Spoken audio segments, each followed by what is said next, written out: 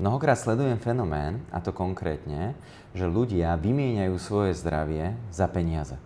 Platí však jednoduchá rovnica. Zdravie za peniaze vymeniť vieme.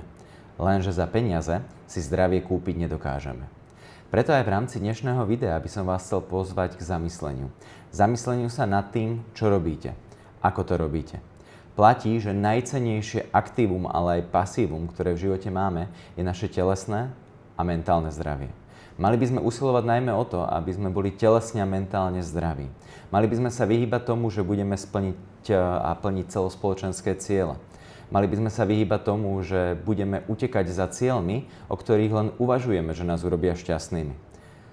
Často sa totiž to stane, že vymeníme to, čo máme a potrebujeme, za to, čo nemáme a nepotrebujeme.